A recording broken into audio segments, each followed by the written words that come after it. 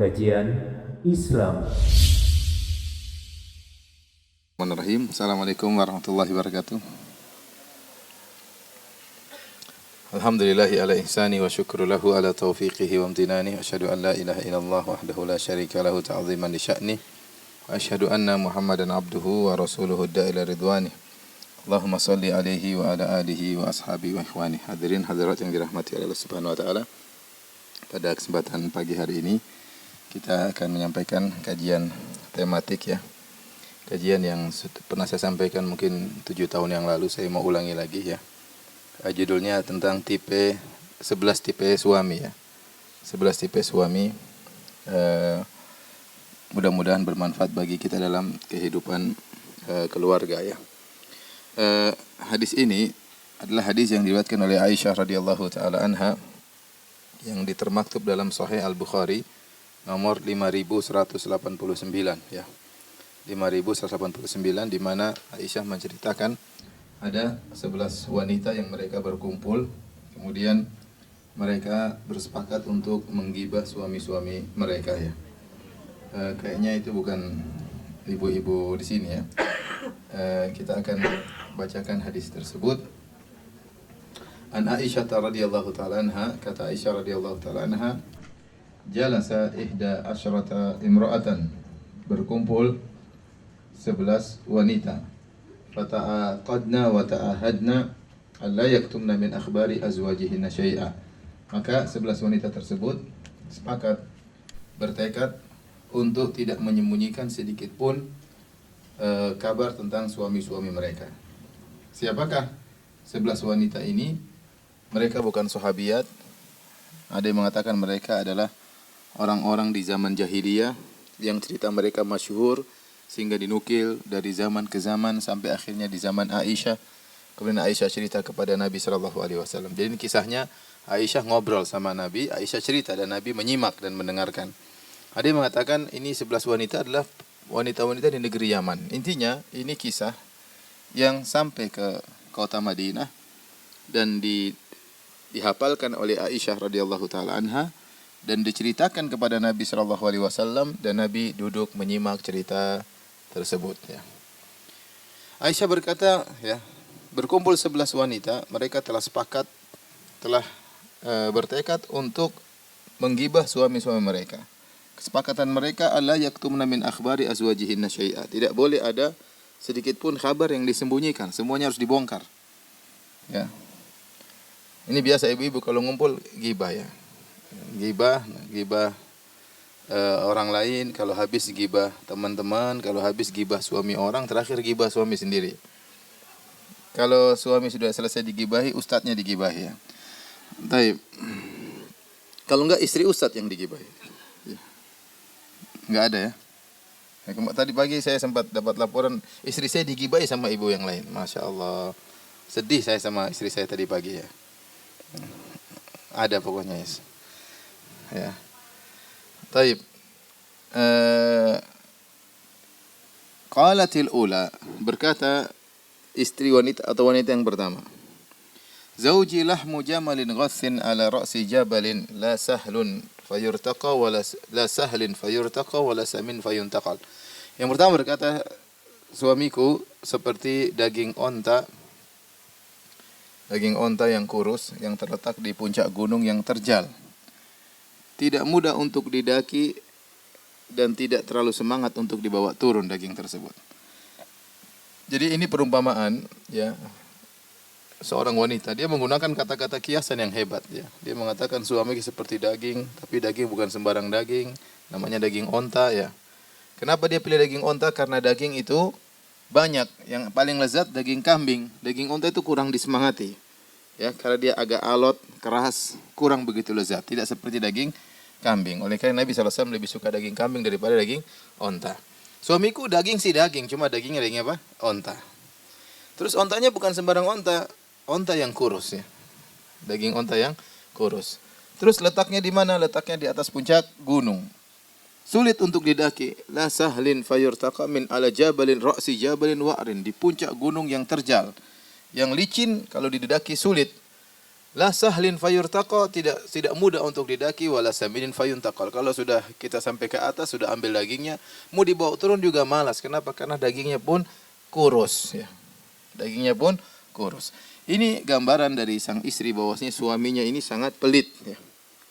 Ini contoh tipe pertama ya. Bahwasanya di antara tipe yang buruk adalah suami yang pelit ya. Mudah-mudahan ibu-ibu tidak mendapatkan suami seperti ini ya. Kenapa? Dia ingin menyampaikan, suami gitu kalau kita minta sesuatu, luar biasa kita harus merayunya, bersabar. Ibarat kita naik di atas gunung, kemudian gunungnya licin, terjal, mungkin naik jatuh lagi, berat. Kalau sudah sampai di atas, sudah sampai di puncak, kita minta cuma dikasih daging onta yang kurus. Artinya apa? Sudah dirayu-rayu, mas ini dong, ini mas, ternyata dikasih cuma Rp5.000 misalnya. Jadi menjengkelkan ya, sudah dirayu seminggu cuma dikasih duit apa? Sedikit ya. Itulah tipe wanita yang pertama ya. Ya, maka dia mengeluh tentang suaminya yang terlalu pelit ya. Dan kita ingatkan kepada bapak-bapak jangan pelit-pelit sama istri ya. Tapi jangan boros juga sama istri ya. Karena apa yang kita berikan kepada keluarga kita semuanya berpahala di sisi Allah Subhanahu wa taala ya. Bahkan kata para ulama, nafkah yang kita keluarkan buat istri lebih besar pahalanya. Kata Nabi sallallahu alaihi wasallam dalam hadisnya, dinarun anfaqtahu fi sabilillah, satu keping dinar yang kau infakkan di jalan Allah, dinarun anfaqtahu fi raqabah, satu keping dinar yang kau infakkan untuk budak, wa dinarun tasaddaqta bihi ala miskinin, satu keping dinar yang kau sedekahkan untuk orang miskin, wa dinarun anfaqtahu ala ahlik, dan satu dinar yang kau infakkan untuk keluargamu, a'zamuhu ajran alladhi anfaqtahu ala ahlik, yang paling besar pahalanya adalah yang kau infakkan untuk keluargamu, untuk istrimu. Kenapa infak kita kepada fisabilillah, kepada budak, kepada fakir miskin hukumnya sunnah. Adapun infak kepada keluarga hukumnya apa? Wajib, dan Allah lebih suka yang wajib daripada yang sunnah. Itu sudah jelas ya. Pun bukan berarti kita terlalu berlebihan kepada istri, semua diturutin sehingga kita tidak bersedekah. Jangan disalahpahami. Ya, tapi keperluan istri kita penuhi. Kita senangkan orang yang paling utama untuk kita senangkan, orang yang paling utama untuk kita perhatikan istri kita. Dia banyak berkorban untuk kita ya. Dia berkorban, kemudian terkadang dia menghabiskan waktunya untuk kita, ngurusi anak-anak untuk kita, mengandung anak-anak kita untuk kita. Terkadang dia ribut sama keluarganya untuk kita. Oleh karenanya dia yang paling utama untuk kita baiki ya, tapi bukan berarti kita kemudian boros ya, royal, memberikan apa semua yang dia inginkan sehingga akhirnya kita tidak sempat berinfak di jalan Allah Subhanahu wa taala. Seorang lelaki cerdas, dia tahu membagi waktunya, dia tahu bagaimana mengolah hartanya ya. Jangan juga dia berikan seluruh hartanya kepada istrinya, karena sebagian istri memang pandir ya. Wala tu'tus sufaha'a amwalakum allati ja'alallahu lakum qiyama. Kata Allah, jangan kau berikan harta kalian kepada orang-orang bodoh ya. Ada istri pandir ya, kasih duit, dia nggak pernah hitung, tahu-tahu habis ya. Kemarin berapa? Nggak tahu, udah habis. Pokoknya habis aja ya. Jangan, kalau tahu dia tidak bisa pandai mengolah harta, jangan kasih perlunya aja. Tapi ada istri masya Allah ya pandai mengolah harta, saking pandainya sampai suami diajarin pelit ya. Jangan juga ya. Ya kita harus tahu kondisi gimana menghadapi istri. Intinya istri harus kita baiki, kita kasih keperluannya. Kalau ada uang kita belikan baju, ada uang kita belikan emas, ada apa-apa, nggak ada masalah. Ya, dia teman tidur kita, teman ngobrol kita, teman safar kita. Ya, teman dekat kita ya, teman dekat kita. Oleh karenanya di sini di antara kesalahan suami yang pertama ini orangnya pelit, seperti onta yang kurus yang lokasinya di mana? Di atas gunung yang terjal dan licin, dan ini sulit untuk didaki. Cukuplah sabda Nabi SAW, lasta tunfiqu nafaqatan tabtaghi biha wajha Allah illa ujirta 'alaiha luqmatan allati taj'alu fi imratik. Tidaklah kau berinfak, kau mencari wajah Allah kecuali kau dapat pahala sampai suapan yang kau suapkan ke mulut istrimu. Oleh karenanya ibu-ibu juga harus pandai-pandai bersyukur kalau suami sudah kasih pemberian. Jangan terlalu banyak nuntut ya. Suami sudah kasih makan, ibu-ibu sudah gemuk, alhamdulillah. Jangan terlalu banyak nuntut ya. Banyak istri-istri yang kurus kasihan, yang ibu masih udah gemuk alhamdulillah, sebagian bawa jalan-jalan, sebagian diajak umroh, sebagian diajak haji, terus nuntut apa lagi? Itu sudah harus banyak bersyukur kepada Allah Subhanahu wa taala. Karena kalau kita tidak pandai bersyukur, ya nanti Allah cabut nikmat yang Allah berikan kepada kita. Banyak nuntut akhirnya ya pinggir. Ya. banyak nuntut akhirnya kita nanti dicabut kenikmatan dari Allah. Akhirnya kita mendapatkan suami yang menyebabkan kita sengsara. Jadi saya ulangi ibu-ibu, kalau suami sudah perhatian sama kita, udah dibelikan baju, ya ada orang istri nggak dibelikan baju ya, bajunya itu saja, kasihan. Ya, ibu, alhamdulillah ibu udah bajunya banyak, sepatunya banyak, tasnya banyak, badan sudah gemuk, alhamdulillah ya. Jadi banyak syukur kepada Allah Subhanahu wa taala. Baik. Yang kedua, wanita yang kedua, dia juga kan perjanjiannya sudah 11 wanita ngumpul, bersumpah, berjanji kompak untuk bongkar semua rahasia suami. Tidak boleh ada yang nutupin. Ternyata yang kedua ini kayaknya dia melanggar janji. Ya, dia mengatakan zauji la abuthu khabara. Suamiku, aku tidak bisa bongkar ceritanya. Inni akhafu alla adhara. Aku khawatir tidak bisa meninggalkannya. In azkurhu azkur ujara wa bujara. Seandainya saya mau ceritakan tentang keburukan suamiku, saya akan ceritakan semua urat luarnya maupun urat dalamnya. Ini wanita, waktu disuruh cerita tentang keburukan suaminya, dia mikir-mikir. Saya kalau mau cerita, suamiku itu buruk ya. Tapi kalau saya ketahuan cerita, saya akan dicerai sama suamiku. Kalau saya sudah dicerai, ini akhafu alla adhar. Aku khawatir tidak bisa hidup tanpa suamiku, meskipun dia banyak kekurangannya. Ini perempuan, dia tahu suaminya banyak kekurangan, tapi dia cerdas. Di depan dia ada dua pilihan. Dicerai tanpa suami, atau hidup sabar dengan suami yang punya banyak kekurangan. Ternyata dia pilih yang kedua. Dia pilih hidup bersama suaminya yang penuh kekurangannya. Dia mengatakan, zauji la abuthu khabar. Suamiku, aku tidak mungkin cerita tentang dia. Ini akhafu alla adhar. Aku khawatir, aku tidak mampu untuk ditinggal olehnya. In azkurhu, kalau saya mau cerita tentang keburukannya, azkur ujara wa bujara. Ujarah adalah aurat atau urat yang kelihatan di luar. Adapun bujarat, urat-urat yang kelihatan yang tidak kelihatan, hanya dalam tubuh. Artinya dia mengatakan suamiku punya aib-aib yang semua orang lihat, dan suamiku punya aib-aib yang saya saja yang tahu. Kalau saya mau cerita, saya akan ceritakan semua aib-aibnya. Tapi saya tidak mau. Saya khawatir ketahuan. Akhirnya saya pun dicerai. Kalau saya dicerai, saya tidak bisa hidup tanpa suamiku. Ini dalil bahwasanya ada sebagian wanita yang seperti ini, hidup dengan penuh kesabaran ya. Suaminya buruk ya, suaminya akhlaknya jelek ya. Tetapi dia sabar karena dia melihat ada maslahat di balik kesabarannya tersebut, dia berharap pahala di sisi Allah Subhanahu wa taala. Baik, yang ketiga. Istri yang ketiga. Saya berharap ibu-ibu nanti nomor 9, nomor apa? 10 ya. Atau nomor 11. Yang penting jangan nomor 7 aja ya. Taib yang ketiga. Qalatis tsalitsah, berkata wanita yang ketiga. Zauji al-ashannaq, in antiq utallaq wa in askut uallaq. Suamiku al-ashannaq. Ashannaq tinggi kurus. In antiq, kalau saya ngomong utallaq. Kalau saya ngomong komentar, saya langsung dicerai. Wa in askut uallaq. Kalau saya diam, saya terkatung-katung ya. Saya digantung atau terkatung-katung oleh suamiku. Ini istri yang ketiga, dia mengeluhkan tentang suaminya. Suaminya dari sisi perawakan oke, tinggi ya, kurus ya, gagah ya. Tetapi dia diktator, tidak mau dengar masukan istrinya sama sekali. Apa yang dilakukan di rumahnya tidak boleh ada yang komentar. Maka dia berkata, in antik utolak. Kalau saya ngomong saja langsung dicerai. Ya, suaminya nggak mau diurus campur masalah apa yang dia putuskan. Kalau tidak boleh ada protes. Tetapi kalau saya tidak protes, berarti ada hak-hak saya yang tidak ditunaikan. In askut uallak. Kalau saya hanya diam saja, maka saya akan terkatung-katung. Ada hak yang tidak bisa saya dapatkan. Ini dia memuji suaminya dari sisi fisik, tapi dia mencela suaminya dari sisi apa? Dari sisi akhlak. Ada yang mengatakan suamiku tinggi, kurus, itu maksudnya suamiku goblok ya. Kenapa? Karena orang tinggi itu biasanya goblok ya. Karena otaknya jauh dari dadanya. Tapi ini nggak benar. Nggak benar. Yang pintar-pintar biasanya pendek-pendek biasanya.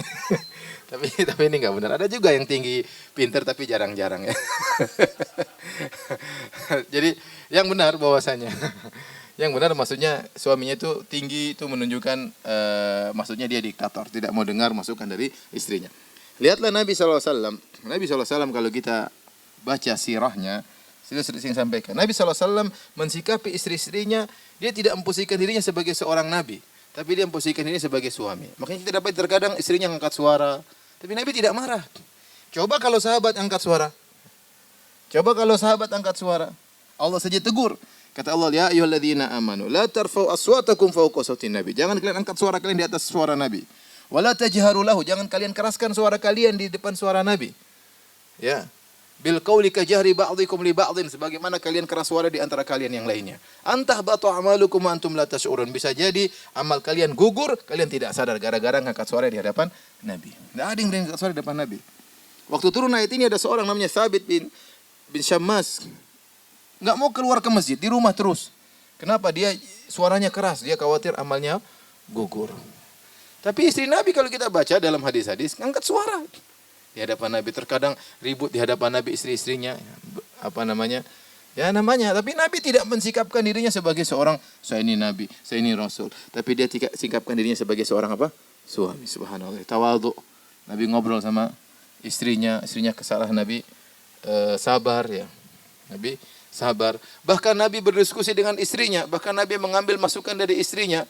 Kisah yang masyhur tatkala Nabi SAW melakukan umrah yang disebut dengan umrah Al-Hudaybiyah. Waktu itu Nabi SAW berjalan bersama 1.400 orang sahabat, kemudian pergi ke Mekah untuk melakukan umrah. Tatkala mereka sudah sampai di Hudaybiyah, sekitar 20 kilo, itu daerah halal terjauh, 20 kilo sebentar lagi sampai Ka'bah. Tahu-tahu dihadang oleh orang-orang kafir Quraisy. Kemudian mereka mengatakan tidak boleh umrah. Ya, akhirnya Nabi tekan kesepakatan bahwasanya tidak umrah tahun ini, umrah tahun depan. Akhirnya para sahabat marah waktu itu. Para sahabat bilang, ya Rasulullah, ngapain kita ngalah sama mereka? Falima nu'ti daniyata fi dinina. Ngapain kita ngalah sama mereka? Kita perang aja sama mereka ya Rasulullah. Alaysa qatlana fil jannah wa qatlahum fin nar. Bukan kalau kita perang, kita mati mau surga, mereka mampus masuk neraka. Udah kita perang saja. Akhirnya Nabi mengatakan tidak. Sudah kita ngalah, kita cukur rambut, potong onta, kita pulang. Tahun depan baru umrah. Kata Umar, enggak. Sahabat lain enggak, pada enggak mau. Akhirnya Nabi sedih. Kenapa para sahabat tidak mau menjalankan perintahnya? Ya. Kenapa? Para sahabat berharap Nabi berubah pikiran supaya perang aja. Akhirnya Nabi masuk ke dalam kemahnya, ketemu dengan istrinya yang dia sayangi, Ummu Salamah radhiyallahu taala anha. Ummu Salamah lihat, "Kenapa Anda sedih wahai suamiku?" Nabi cerita begini. Nabi cerita, Nabi tidak mengatakan urusan laki-laki bukan urusan kamu, enggak. Nabi cerita. Setelah itu Ummu Salamah kasih ide begini aja. Kamu keluar, wahai suamiku, jangan ngomong sama siapapun. Cukur rambutmu, potong kambingmu, potong ontamu. Dan Nabi dengar usulan dari Ummu Salamah. Maka Nabi pun keluar. Dia enggak ngomong sama seorang pun. Beliau potong rambutnya, potong kambingnya. Semua orang akhirnya tahu Nabi tidak akan berlaku keputusan. Semua akhirnya apa? Nurut. Dalam kondisi genting seperti ini, ternyata Nabi masih diskusi sama siapa? Istrinya Ummu Salamah. Ya. Oleh karenanya, seorang suami yang baik, ada hal-hal yang kita diskusi sama istri kita. Demi Allah, istri kita terkadang memiliki pandangan yang tidak kita lihat. Saya ustadz ya. Saya kalau kita bilang saya ustadz, saya S3, istri saya SMA saja ya. Ya, tetapi banyak pandangan-pandangan yang saya tidak bisa lihat oleh istri saya. Ya. Dan banyak hal-hal yang bisa saya lihat, istri saya tidak bisa lihat. Apalagi kalau saya sembunyikan ya. Tapi intinya maksud saya benar, wanita itu dia punya pandangan yang, cara pandang yang mandang kondisi masyarakat, mandang kondisi keluarga. Dia bisa mandang, terkadang kita tidak bisa pandang di situ. Ya. Oleh karenanya tidak ada salahnya kita diskusi sama istri, nggak ada salahnya. Kita tahu ini istri kita berkompeten untuk diskusi, kita diskusi, nggak ada masalah. Ya. Ada hal-hal yang kita harus ngalah misalnya diskusi masalah dalam rumah. Saya kalau dalam rumah hampir rata-rata saya tidak pernah nolak istri saya mau begini, yang penting urusan rumah.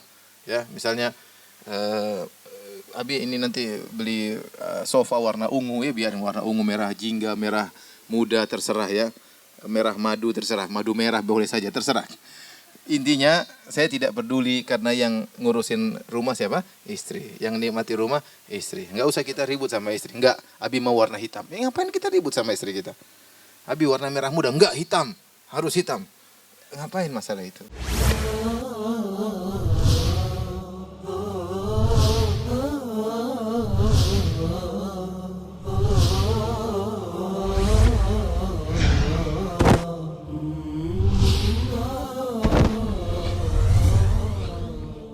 Kajian Islam.